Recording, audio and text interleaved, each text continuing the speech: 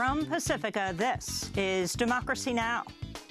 The CBO has reported that the Republican bill pushes 24 million people out of health care, off of health coverage. This is a remarkable figure. It speaks so eloquently to the cruelty of the bill that the Speaker calls an act of mercy. 24 million. That's the number of people the Congressional Budget Office says will lose their health insurance over the next 9 years if the Republican health care plan becomes law. They also estimate your premiums will increase by 15 to 20% by 2018. Meanwhile, the nation's wealthiest will get tax breaks. Is this wealth care or health care? Then to the firing of U.S. Attorney Preet Bharara. Just not very long ago, the president was saying that he was going to keep the U.S. attorney there in New York, and then suddenly he's, I guess, changed his mind. When Attorney General Jeff Sessions asked for the resignations of 46 U.S. attorneys, Bharara refused to step down. Then he was fired. Soon after, Bharara sent a cryptic tweet suggesting he might have been in the middle of investigating Trump. We'll look at what it all means. Then, as a company owned by President Trump's senior advisor and son-in-law, Jared Kushner, is set to receive more than $400 million from a Chinese firm, we'll look at how Kushner is keeping parts of his real estate empire despite his key role in the White House. All that and more coming up.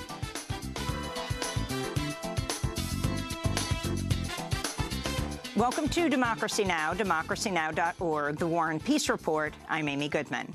24 million Americans will lose health insurance within 10 years under a plan by House Republicans to repeal and replace the Affordable Care Act. That was the conclusion of the Congressional Budget Office in a highly anticipated report released Monday. The CBO estimates the legislation would shave about $1/3 trillion from budget deficits by 2026 after combining the end of a program to expand Medicaid with tax cuts for the rich. Republican lawmakers and the Trump administration quickly dismissed the findings. This is Health and Human Services Secretary Tom Price. We disagree strenuously with the report that was put out. We believe that our plan will cover more individuals at a lower cost and give them the choices that they want, for the coverage that they want for themselves and for their family, not that the government forces them to buy. Democrats seized on the CBO's findings to argue against repealing the Affordable Care Act. This is House Minority Leader Nancy Pelosi. This is a remarkable figure. It speaks so eloquently to the cruelty of the bill that the Speaker calls an act of mercy. Okay, so they're taking 24 million people, pushing them off their coverage. And as they do so, they are implementing the biggest transfer of wealth in our history.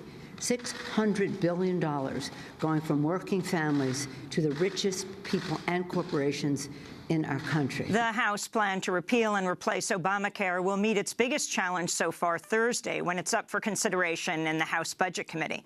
At least 7 Republican members of the committee have said they feel the legislation doesn't go far enough to repeal Obamacare.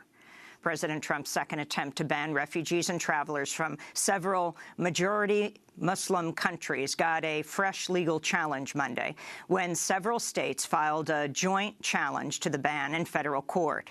The suit was filed by Washington State and joined by California, Maryland, Massachusetts, New York, and Oregon. It seeks to halt Trump's ban before it takes effect Thursday. The executive order would bar refugees from entering the country for 120 days and would bar all travelers from Iran, Libya, Syria, Somalia, Sudan, and Yemen for 90 days. This is Georgetown law professor Arjun Sethi. I believe this executive order violates the Establishment Clause of the First Amendment because it favors one religion or multiple religions over another, namely Islam. A separate legal challenge by Hawaii's Attorney General also seeks to suspend Trump's ban on refugees and Muslim travelers. Meanwhile, the Canadian sister organization of the Girl Scouts said Monday it'll suspend all travel to the U.S. over concerns about Trump's travel ban. A spokesperson for the Girl Guides of Canada said she feared some members could get detained when a group tried to enter the U.S. The decision follows a series of incidents in which Muslim Canadians were detained by U.S. border guards. In Salem, Oregon, police arrested a 52-year-old man Saturday after he allegedly entered a Middle Eastern restaurant and shouted racist epithets while beating an employee with a pipe. Jason Kendall told investigators he entered the Al-Aqsa restaurant near the state capitol building and decided to assault a Saddam Hussein-looking guy with a pipe, shouting, quote, "Go back to your country, terrorist. Get out of America." In Chicago, Democratic Congressmember Luis Gutierrez was briefly handcuffed and detained along with activists and lawyers Monday after they held a sit-in protest at a federal immigration office. Gutierrez says the group refused to leave the Chicago Office of Immigration and Customs Enforcement, or ICE, after the agency's regional director refused to answer his questions about the Trump administration's plans for immigration sweeps and mass deportation. Gutierrez said Monday he and other members of the delegation were handcuffed after they refused to leave but were quickly released. We've accomplished our goal today. We stood up to the Department of Homeland Security and to Donald Trump's hatred, bigotry today against refugees, against Muslims, against our immigrant community. And we stood up and said, your policies are morally bankrupt. Monday's meeting was Congressman Gutierrez's first with ICE officials since Donald Trump's inauguration. Last month, Gutierrez and fellow Congressional Hispanic Caucus member Norma Torres of California said Republican lawmakers had them thrown out of a meeting with a top ICE official. In Washington, D.C., the Justice Department failed to meet a Monday deadline to hand over evidence in support of President Trump's claims that President Obama ordered the wiretapping of Trump Tower last year, asking leaders of the House Intelligence Committee for more time to comply. The delay came as senior Trump administration officials backpedaled from the claims. At the White House, Press Secretary Sean Spicer said President Trump didn't literally mean wiretapping when he tweeted about wiretapping. The president used the word wiretap in quotes to mean broadly surveillance and other activities during that. And that is, again, something, it is interesting how many news outlets reported that this activity was taking place during the 2016 election cycle, and now are wondering where the proof is. It is many of the same outlets in this room that talked about the activities that were going on back then. Spicer's claim directly contradicts a March 4th tweet by President Trump in which the wiretap claim is made without quotation marks. The tweet read, quote, "How low has President Obama gone to tap my phones during the very sacred election process? This is Nixon Watergate, bad or sick guy, exclamation point," end quote. Meanwhile, White House senior advisor Kellyanne Conway drew ridicule over her comments on surveillance in an interview Sunday with the Bergen Record as she attempted to walk back Trump's wiretapping claims. There was an article this week that talked about how you can surveil someone through their phones, through their, certainly through their television sets, any number of different ways, and microwaves that turn into cameras, etc. Conway's claim became the butt of jokes on late-night television and prompted Wired magazine to publish a piece entitled, "No, Microwave Ovens Cannot Spy on You for Lots of Reasons." A company owned by President Trump's senior advisor and son-in-law, Jared Kushner, will receive more than $400 million from a Chinese firm in a real estate deal that many experts are calling unusually favorable. The payout from the Ambang Insurance Group is part of a $4 billion deal at Kushner's Manhattan office tower at 666 Fifth Avenue. Bloomberg reports Ambang has links to the Chinese power structure and that past investments by the company in New York real estate have drawn federal review. Lawrence Noble of the Campaign Legal Center said of the deal, quote, "At the very least, this raises serious questions about the appearance of a conflict that arises from the possibility that the Kushners are getting a sweetheart deal. A classic way you influence people is by financially helping their family," end quote. In climate news, New York prosecutors said Monday former ExxonMobil CEO Rex Tillerson used a separate email address and an alias when discussing climate change. The disclosure came in court documents filed by New York Attorney General Eric Schneiderman as part of a criminal probe into charges Exxon knew that fossil fuels caused global warming as early as the 70s, but hid that information from the public. Tillerson, who retired from Exxon shortly before becoming President Trump's Secretary of State, used the alias Wayne Tracker on a separate email account when discussing global warming between 2008 and 2015. Exxon now faces questions about whether it complied with a subpoena requiring it turn over all records relevant to Schneiderman's investigation. In Yemen, aid officials said Monday they're in a race against time to prevent a famine brought on by a U.S.-backed Saudi-led war and blockade. The executive director of World Food Program said his agency had just 3 months' worth of food stored and that officials were only able to provide hungry Yemenis with about a third of the rations they need. The warning comes after the top UN humanitarian official told the UN Security Council that the risk of famine in Yemen, Nigeria, South Sudan, and Somalia is unprecedented. This is UN Emergency Relief Coordinator Stephen O'Brien.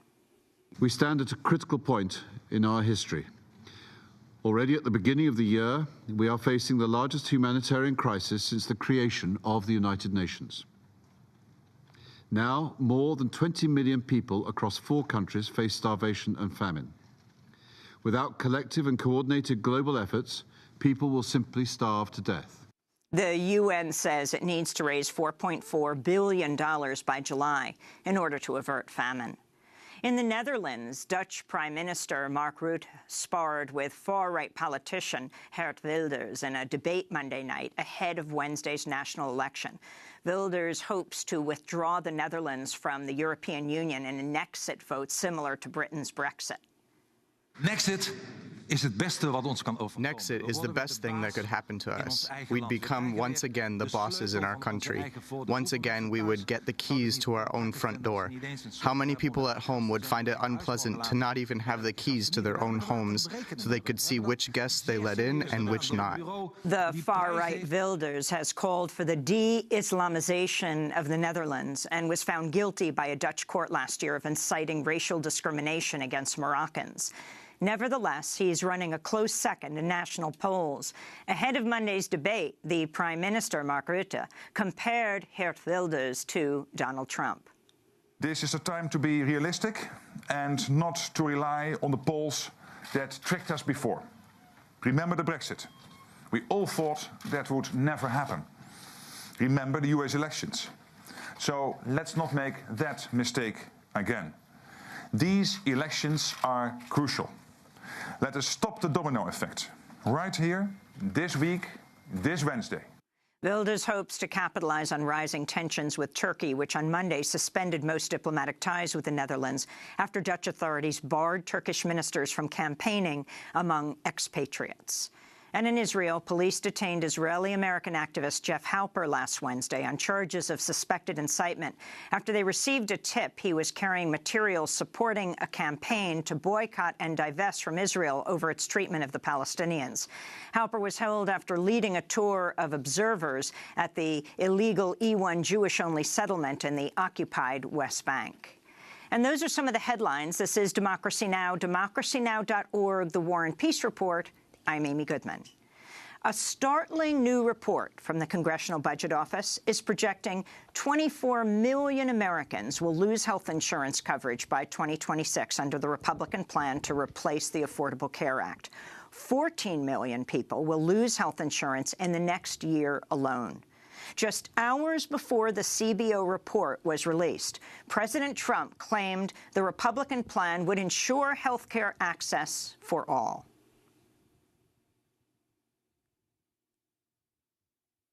Now, I have to tell you, it's an unbelievably complex subject. Nobody knew that healthcare could be so complicated. While the White House rejected the CBO findings, Politico is reporting the White House's own analysis predicts 26 million people will lose coverage under the bill over the next decade. The CBO also found that premiums would initially skyrocket for some Americans under the Republican plan. The agency said a 64-year-old making around $26,000 a year would see their premiums jump 700%, from $1,700 under Obamacare to over $14,000 a year under the Republican bill. But the CBO said premiums would eventually decrease for most Americans. On Monday, House Speaker Paul Ryan stunned Fox News host Bret Baier when he described the CBO's findings as encouraging. Reaction on these numbers and what they mean. Well, actually, I think if you read this entire report, I'm pretty encouraged by it, and it actually exceeded my expectations. Mr. Speaker, if you're encouraged by this CBO report, what's a CBO report you're discouraged by? No, I've seen a lot. I've been reading them all half my life. But the point I'm saying is what CBO did was they validated. We are block granting Medicaid back to the states, saving $880 billion right there. This is an $883 billion tax cut for families and small businesses that helps lower their health care costs. And it saves money and reduces the deficit. So that's really good on all those points. House Speaker Paul Ryan went on to praise the cost savings in the House bill. According to the CBO, the bill would reduce the deficit by $337 billion. But one of the biggest beneficiaries of the Republican bill will be millionaires. According to new research by the Tax Policy Institute, people in the top 0.1% would get a tax cut of about $207,000 under the plan. U.S. House Minority Leader Nancy Pelosi accused Republicans of attempting to push through the biggest transfer of wealth in the nation's history. The CBO has reported that the Republican bill pushes 24 million people out of health care, off of health coverage. This is a remarkable figure. It speaks so eloquently to the cruelty of the bill that the Speaker calls an act of mercy. I don't know if he thinks it's an act of mercy to all the people who will lose coverage, to people who will lose jobs, to the hospitals that may have to close down, especially in rural areas. I don't know if he thinks it's an act of mercy to people on opioid addiction and other addictions who are looking to Medicaid as an answer, as many of the Republican governors have spoken to. This is, okay, so they're taking 24 million people, pushing them off their coverage. And as they do so, they are implementing the biggest transfer of wealth in our history. $600 billion going from working families to the richest people and corporations in our country. Just hours before the CBO report was released, President Trump claimed the Republican plan would ensure health care access for all. The House plan will expand choice, lower costs, and ensure health care access for all. We're negotiating with everybody. It's a big, fat, beautiful negotiation, and hopefully we'll come up with something that's going to be really terrific. I want to thank Paul Ryan and everybody, Mitch, everybody. They're all working round the clock, and I think ultimately the big beneficiary will be the American people. We'll end up with a really great health care plan. We're also going to send Congress a budget request that will include one of the largest increases to defense spending in our history. We're joined here in a very snowy New York by Elizabeth Benjamin. She's Vice President of Health Initiatives at the Community Service Society of New York and co-founder of Healthcare for All. Welcome to Democracy Now!, Elizabeth. Your assessment of the Republican plan and this really explosive assessment by the Congressional Budget Office. I mean, it's simply devastating for low-income people and for working people. What they're going to do is rob $880 billion from the Medicaid program. They're going to rob $673 million in tax credits and subsidies from middle and working income people and pay for tax cuts to the very wealthy in the order of around $600 billion. So it's just, these are extraordinary numbers. I don't think people understand that 41% of the people on Medicaid are children. The remainder are elderly, people with disabilities, and very low-income wage earners. I was helping a woman recently who used to work in a very high-end department store, and now she got a bad knee from standing up so much in her department store work, and then now works in a coffee shop. And she makes around $16,000 a year. She's on Medicaid. Medicaid has saved her life. She's been able to get the treatment for her knee, and she's been able to keep working. She's in her 50s. If she is going to go from having free health care on Medicaid that's helping low-wage workers to a $16,000 health insurance plan. It's insane. And you can't afford, basically, to pay what you earn. However, wealthy people will be getting an incredible tax cut. So the Peterson Institute for International Economics just released a statement saying people who make $1 million will be getting a $12,900 tax cut, while the people who are earning $26,000 who are older will be getting a $12,000 insurance rate hike. This is not fair, it's not right, and it's unethical. So let's go to Health and Human Services Secretary Dr. Tom Price speaking on Monday. You just look at the numbers. There are 8 million people, 9 million people who are on the exchange currently. I'm not sure how they're going to get to 14 million people uninsured, if that's what they say, with only 8 million people on the exchange.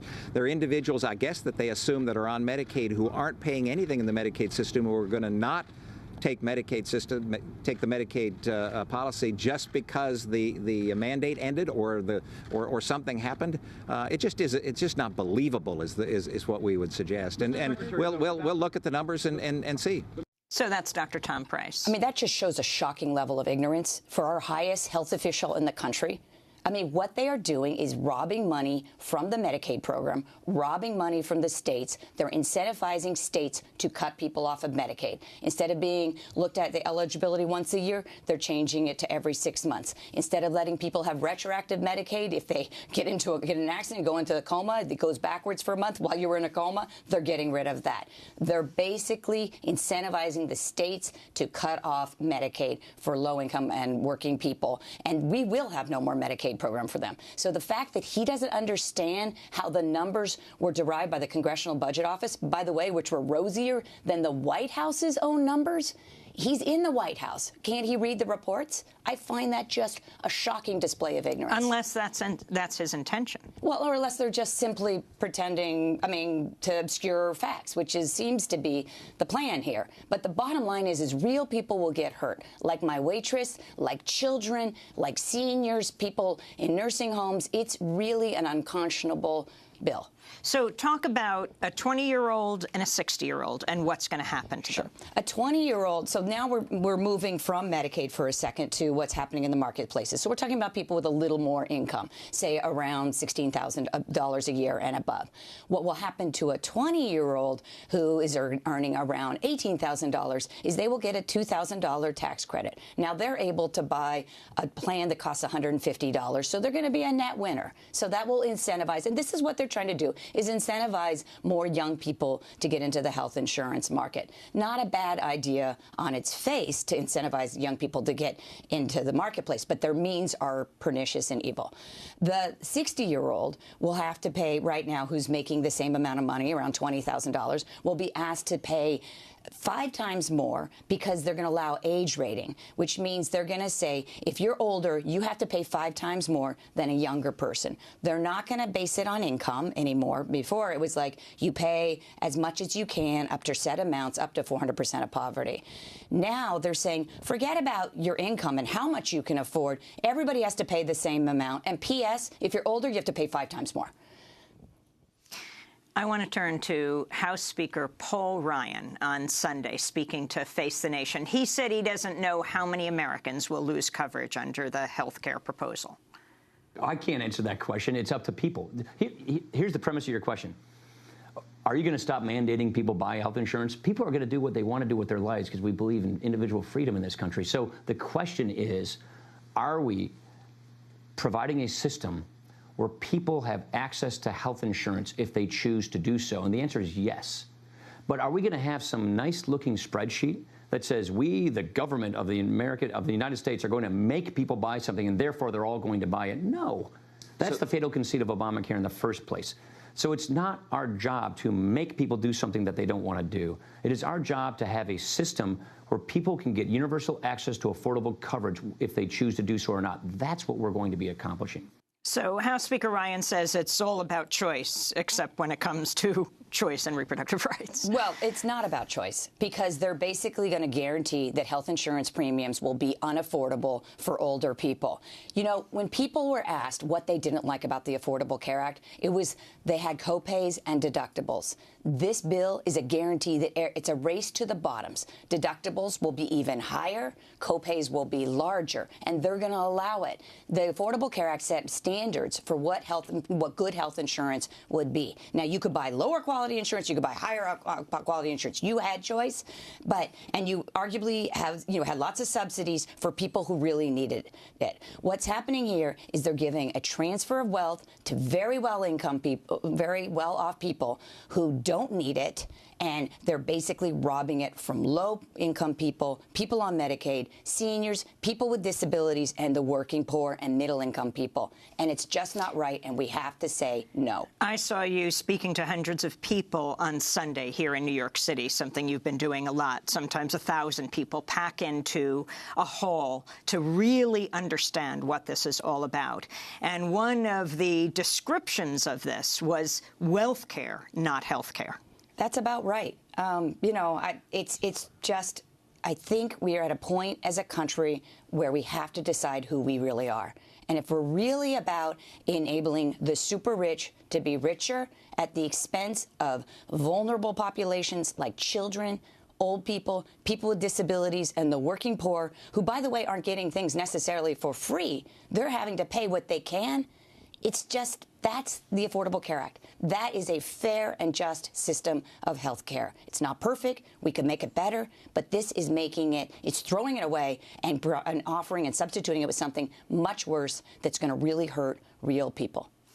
Elizabeth Benjamin, I want to thank you for being with us, Vice President of Health Initiatives at the Community Service Society and co-founder of the Healthcare for All New York campaign. This is Democracy Now! We'll be back with more on health insurance and health care in a minute.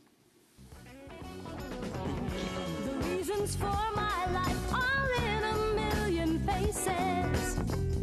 Like aching promises, I feel them in my bones.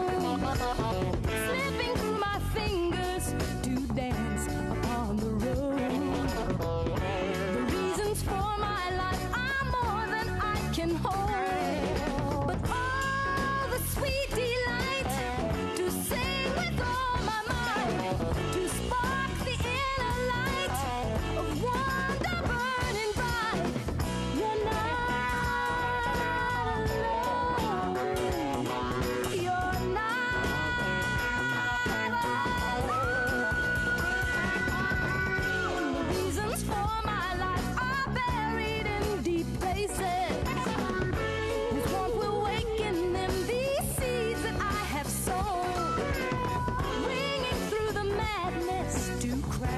Against the cold. The reasons for my life cannot be bought or sold. But oh, the sweet delight to sing with all my might, to spark the inner light of wonder burning bright. Reasons by Minnie Ripperton here on Democracy Now!, democracynow.org, The War and Peace Report. I'm Amy Goodman. As we continue to talk about health care, I also want to bring in investigative reporter Lee Fong of The Intercept. He recently wrote a piece headlined, "Next Phase of Obamacare Repeal Will Target Mandate Requiring Prenatal Coverage, GOP Leader Tells Allies."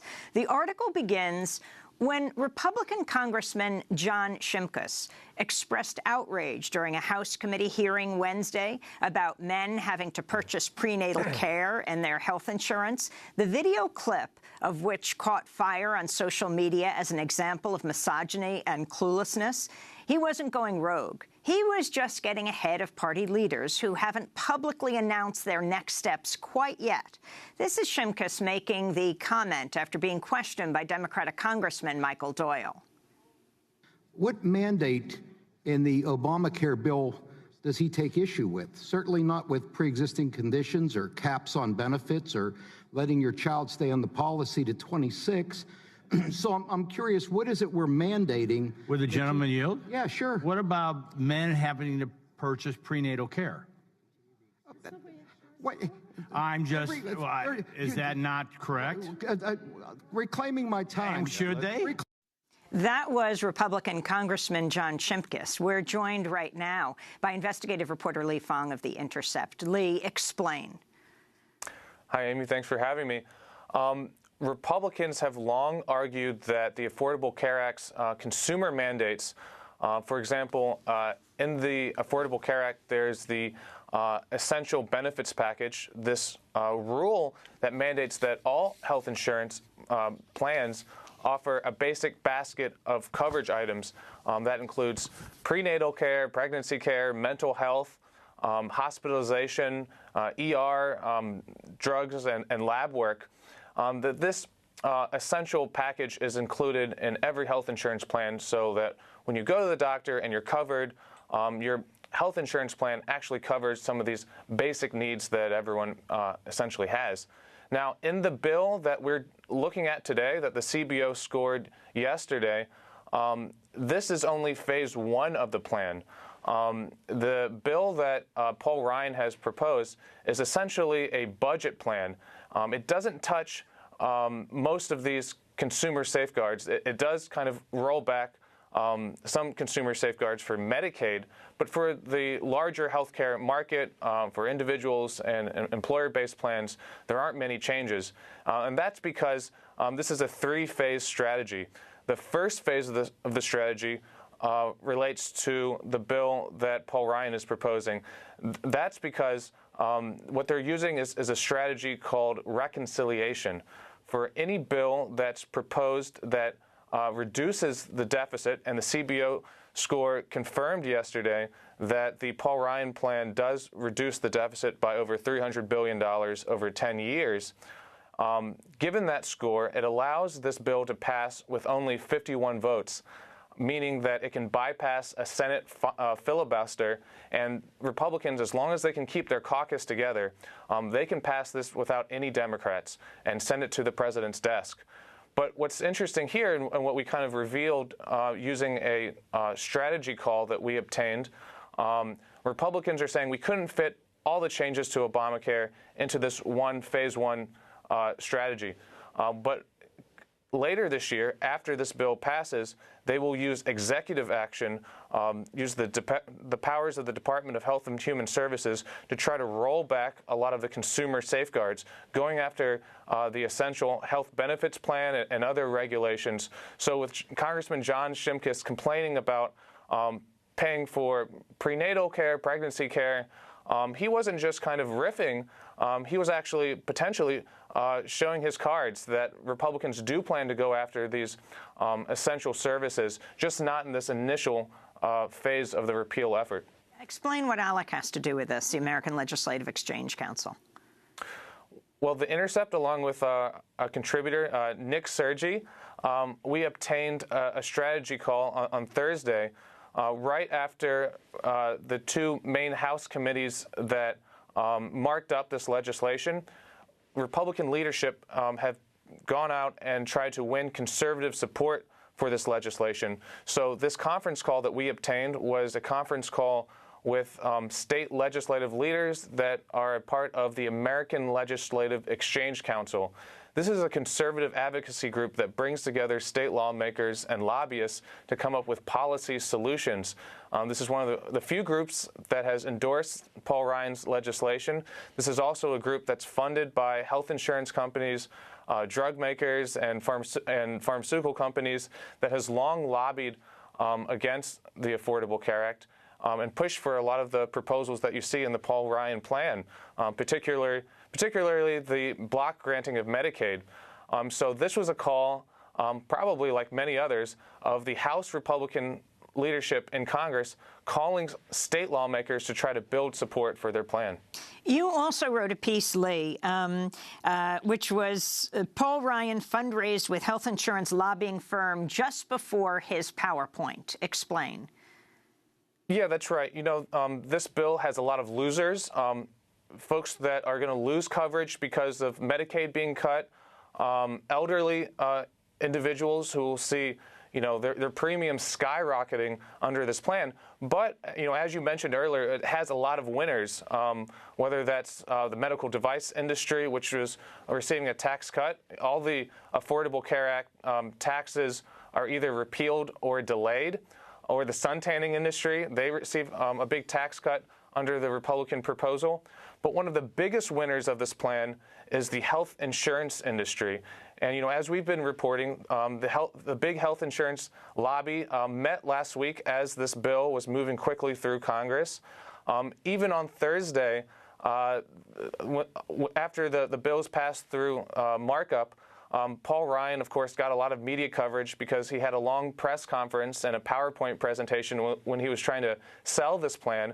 But what we found out was that just prior to that press conference, Paul Ryan was fundraising with a lobbying firm that represents the health insurance industry. $10,000 per person type event, raising money for Paul Ryan's joint fundraising committee that he uses to elect House Republicans. And all throughout the week, we've seen congressional Republicans meeting with health insurance companies. American Health Insurance Plans, that's the trade group for the biggest insurers. They met with Washington and met with Kevin Brady, the Republican chairman of the Tax Ways and Means Committee. And again, I just want to emphasize that insurance companies in so many ways are the big winners of the bill. They receive specialized tax cuts because the Affordable Care Act financed itself with a special tax on the health insurance industry at large. The Affordable Care Act had a limitation on tax deductions for health insurance CEOs and other executives. That gets rolled back as well as the other taxes. And as you were talking about earlier in the program, this Republican proposal allows us a greater level of age discrimination. So you're going to see elderly Americans paying more than $10,000 a year in higher premiums. At the same time, if you look at how that kind of affects the health insurance market, the Republican proposal encourages younger, healthier people to enter the health insurance market. At the same time, they're pushing older, sicker Americans out of the market. So that can stabilize costs and boost profits for insurers. So if you look just down the line, whether it's the regulatory changes or the tax changes or even the conversion of the individual mandate, instead of the government collecting a fee when people go without health insurance, now health insurance companies can charge a surcharge of 30% on people's premiums if they lose health care and then try to get health insurance again from going uninsured. So health insurance companies are the big winners, and they're not only lobbying, but they're providing a lot of campaign fundraising support for Republicans pushing this plan. Lee, you have written over the years a lot about single-payer, Medicare for All. As we wrap up today, can you talk about why this isn't being raised at this point? Well, look, you know, for this Republican plan, we see kind of a division in industry. Medical device companies, health insurance companies support it, but hospitals and many doctors groups oppose it because of the Medicaid cuts. But, you know, for a big plan like single-payer, Medicare for All, we've seen over the years, every time this type of proposal is brought up, that actually unifies the for-profit healthcare industries in America because they're trying to protect a system that frankly, benefits them. Look, in Colorado, just last year, there's a ballot proposal to enact single-payer in that state, and the healthcare industries at large unified to lobby against that plan to fund the opposition, and it was crushed. So, you know, moving forward, we don't see many Democrats proposing an alternative, whether it's the, you know, public option or Medicare for All type plan. Again, that's because many of the big healthcare industries in America, they play both sides of the aisle. They provide a lot of money to Democrats as well. Lee, I want to thank you for being with us. Lee Fung, investigative journalist at The Intercept, covering the intersection of money and politics. And we're going to link to your articles at DemocracyNow.org. As we move right now to another top story, Attorney General Jeff Sessions asking for the resignations of 46 U.S. attorneys Friday, angering the prosecutors who say they weren't warned in advance. Although the dismissal of U.S. attorneys is common during presidential transitions, Those affected say the Trump administration bungled the layoffs, with many U.S. attorneys learning only through the media they had to clear out their desks by the end of the day. One of the most high-profile prosecutors asked to resign, U.S. Attorney in Manhattan, Preet Bharara, refused to step down Friday and was fired the next day. Bharara's termination came as a surprise since President Trump met personally with Bharara at Trump Tower last November after he was elected and assured him he could remain at his post. The unusual circumstances of Bharara's dismissal prompted Democrats to suggest it was politically motivated. Preet Bharara's dismissal came as his office was probing Fox News after it allegedly failed to inform shareholders about numerous settlements in sexual harassment and assault cases. The dismissal came less than a week after government watchdog groups sent a letter to the Manhattan prosecutor's office asking for an investigation into whether President Trump violated a clause of the Constitution, the Emoluments Clause, barring federal employees from receiving benefits from foreign governments. In 2013, Preet Bharara was one of 18 U.S. officials barred from entering Russia. Russian President Vladimir Putin was reportedly angered by Bharara's prosecution of Russian arms dealer Viktor Bout. On Sunday, Bharara tweeted about his firing, writing, quote, "By the way, now I know what the Moreland Commission must have felt like," end quote. That's a reference to an anti-corruption commission set up by New York Governor Andrew Cuomo in 2013, which the governor then disbanded the next year. The tweet fueled speculation Bharara was fired because of his investigations into Trump's businesses and the White House. Well, for more, we're joined by Harry Siegel, an editor at the Daily Beast and columnist at the New York Daily News. His most recent piece for the Daily Beast is headlined, "Trump to U.S. Attorney Preet Bharara, You're Fired." Harry Siegel, welcome to Democracy Now! Can you talk about what happened here and what this means, what Preet Bharara was looking at? So I'm never sure with Donald Trump what he's bungling and what he's purposefully doing. With the politically appointed ambassadors, right away he said, get out today. So getting rid of the U.S. attorneys, again, these are all pretty conventional things a new administration does, but they seem to be proceeding with purposeful contempt.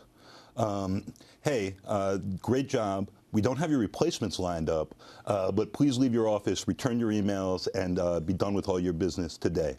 It's strange, it's sort of insulting, and I'm not sure it's accidental.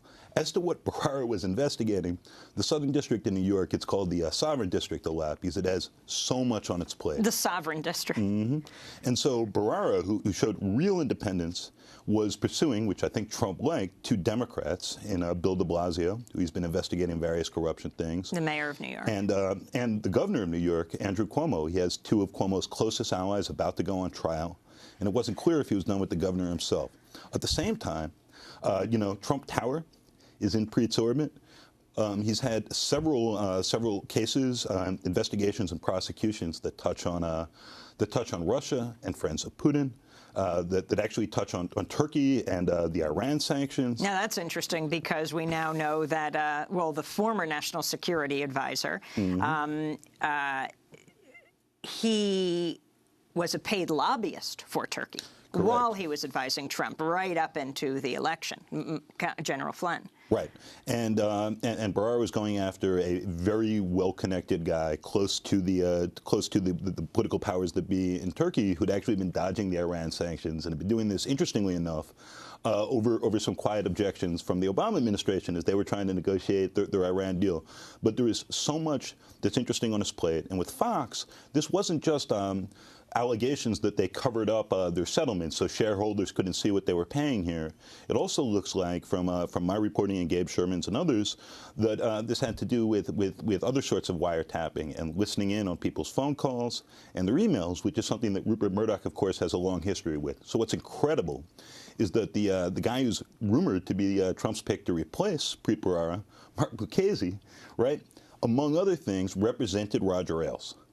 And and of course, his father was the Attorney General, and he became the Attorney General when Preet Bharara, who was Chuck Schumer's chief counsel in the Senate, got Gonzalez pushed out for politically booting U.S. attorneys midterm. So that was Alberto Gonzales. He boots out U.S. attorneys. He's thrown out. Yep. And Michael Mukasey right. replaces him. And now his son, who has worked for what, Giuliani? For Giuliani, who's a former U.S. attorney of the Southern District, is supposedly going to be the guy who fills that role. So it's an incredible set of full circle developments. And explain more about Preet Bharara's investigation into Fox. What exactly the allegations are?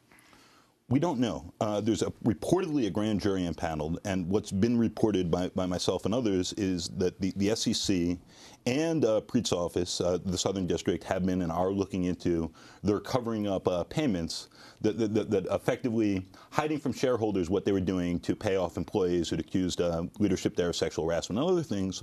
But at the same time, that Fox, which is a notoriously paranoid culture, and Ailes being a notoriously paranoid guy, did all sorts of things to listen in on their employees, on their phone calls, on their emails, stuff like that. And reportedly, Bharara's office was also looking into that. And now, of course, he's gone. The funny thing is, the simplest explanation here is that Trump said a bunch of stuff in November, had no idea what he was talking about. Jeff Sessions was reluctantly on board. He had a pretty rough confirmation time. He had to recuse himself from the Russia stuff, which is interesting, was the two U.S. attorneys who he didn't accept their resignations are the acting Deputy Attorney General and Trump's pick to be the permanent Deputy Attorney General. And those are the people who'd be leading the Russia probe because Sessions has recused himself. So those two he called personally and he kept. And he tried to call Bharara the day before firing him, which you could feed into more conspiratorial stuff, but I'm almost certain was Trump trying to be half decent and say, hey, man, I'm sorry I told you this thing, and now you're out. And Sessions told him as early as last week that he was staying. Sessions told him, my reporting, he was the first guy. Sessions told him this week, I believe on a conference call with other U.S. attorneys, that he was definitely staying around. Do you think he was trying to deceive him? Because if he were preparing in advance for leaving, he has access to a lot of information. Yes, I think that's what's happening there. I think he was trying to deceive Bharara at that point, and I think when Sean Hannity started talking about a purge a day before, that it's a lot more likely somebody said, hey, Sean, this thing is coming, then Trump was watching TV and said, okay, let me get rid of all the U.S. attorneys. Have you ever seen anything like this? I mean, these U.S. attorneys who've been involved for years in these cases don't have even a day to clear out their offices. Preet Bharara bought one day because he refused to step down on Friday, so he stayed until Saturday. It's pretty incredible. Also, this administration has nominated 0 of their own U.S. attorneys for anywhere in the country. So they've got 44 who are leaving. They've got 44 people to nominate and put through, and that means the people they just pushed out, that it's their right hands who are going to be running these offices indefinitely until that gets sorted out. Well, Harry Siegel will link to your pieces. Editor at the Daily Beast, columnist at the New York Daily News. The most recent piece, which we will link to, is headlined, Trump to U.S. Attorney Preet Bharara, you're fired. This is Democracy Now! When we come back, how is Jared Kushner's family, one of the senior advisors to President Trump, about to make something like $400 million in a real estate deal with a major Chinese corporation that has deep links to the Chinese government? We'll talk about it. Stay with us.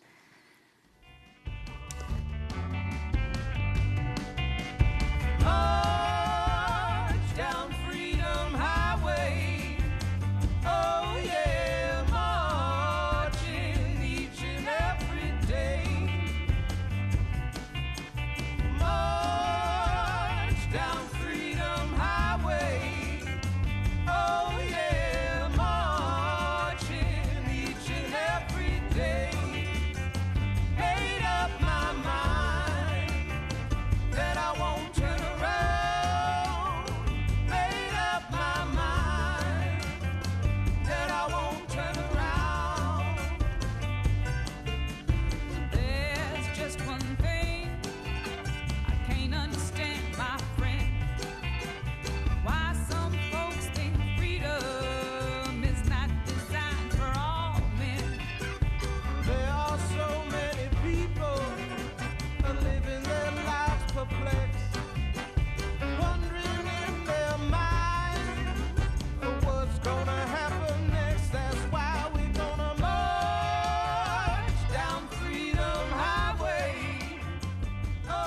Freedom Highway, Rhiannon Giddens featuring BB Man. This is Democracy Now!, democracynow.org, The War and Peace Report. I'm Amy Goodman.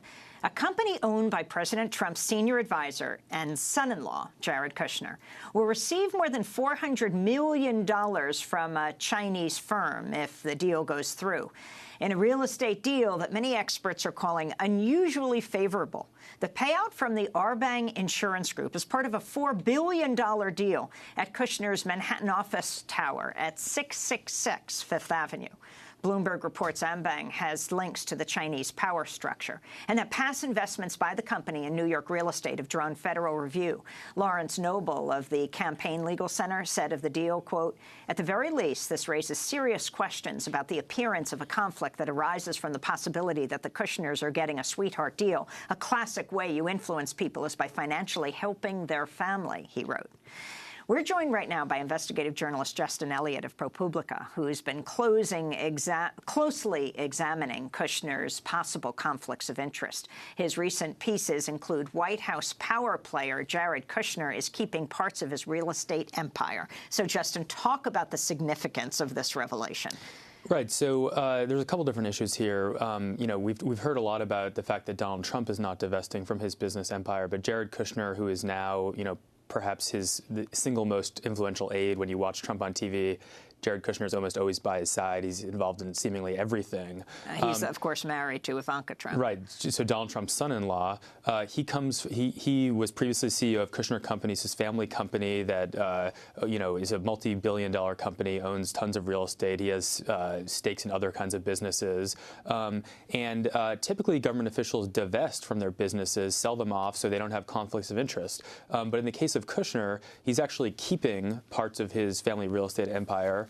And the White House hasn't told us yet what he's keeping and what he's given away. In the cases where he has divested businesses, he, according to his lawyers, has sold or transferred them to his mother and brother. So that puts him in the clear in terms of the law. But as you point out, with this deal involving this Chinese company Arbang and this large office tower in Midtown Manhattan, which Jared Kushner has divested from.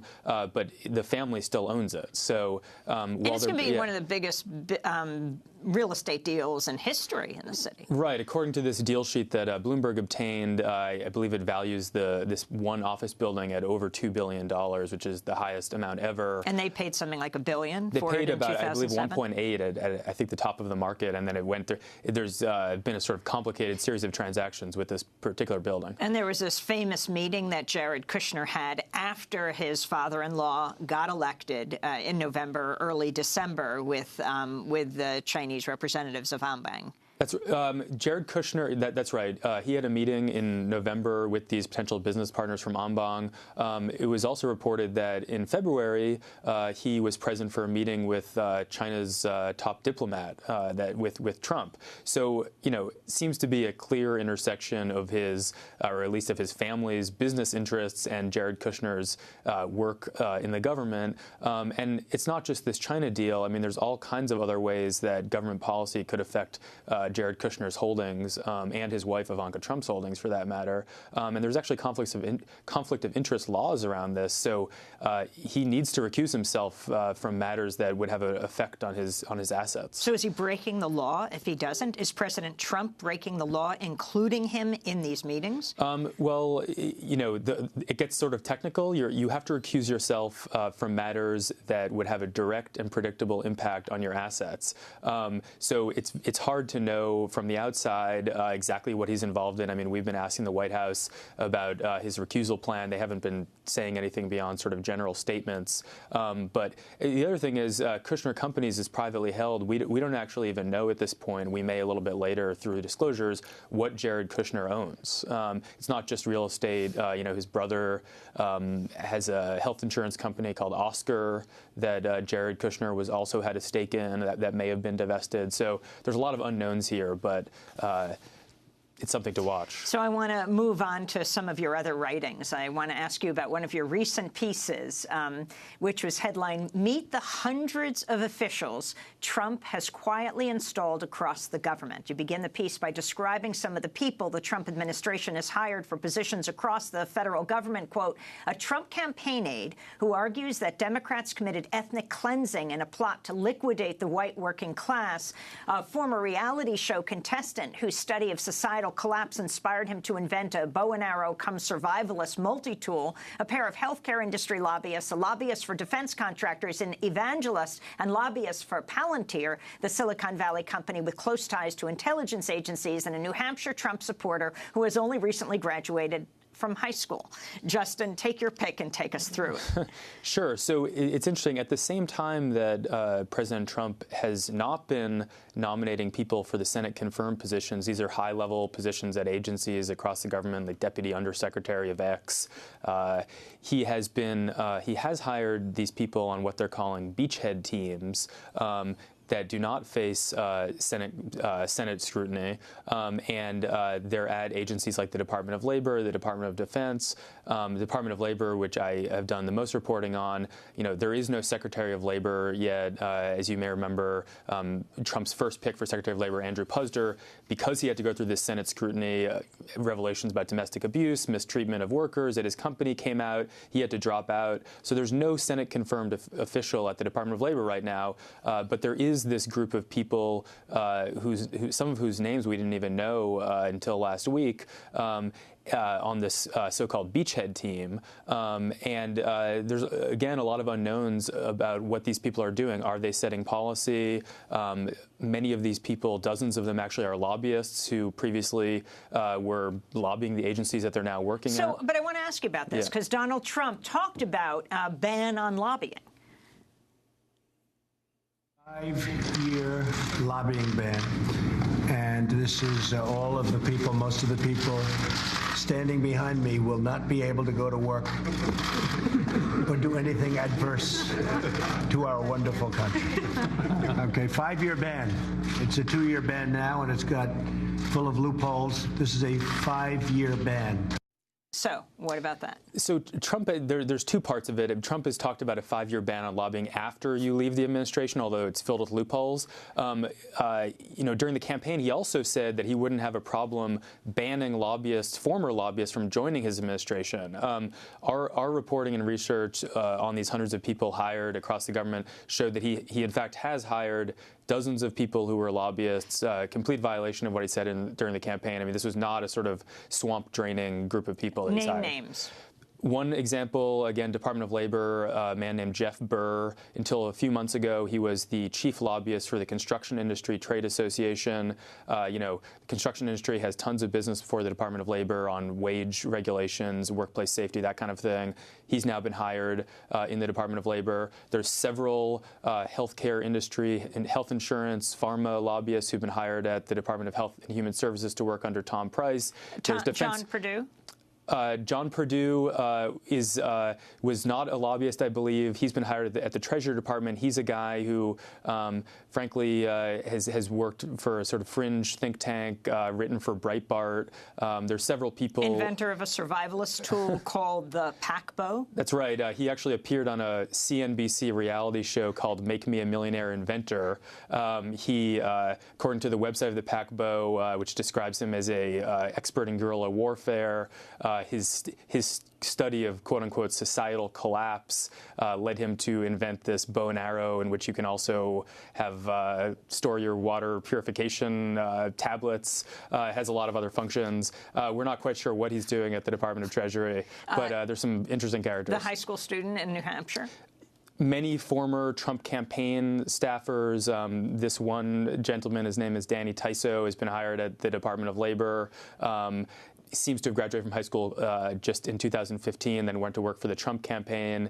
To be fair, it's not unusual for administrations to bring in people who worked for the campaign, but the Trump administration has brought in many more of these people for these early hires. Well, I'm going to ask you to stay during this snowpocalypse, and we'll do a post show and post online at democracynow.org, and we're just going to go through some of the names of the people who have been chosen, because they don't have to be approved by Congress. Justin Elliott, reporter at ProPublica, will link to your pieces. Meet the hundreds of officials Trump has quietly installed across the government. That does it for the program. We have an amazing group that came in on this snowy day. Democracy Now! Is produced by Mike Burke, Dina Guzder, Nermeen Sheikh, Carla Wills, Laura Gottesdiener, Sam Alcoff, John Hamilton, Ravi Karan, Hani Massoud, Trina Nadura. Thanks so much to Julie Crosby and Paul Huckabee. I'm Amy Goodman. Thanks for joining us.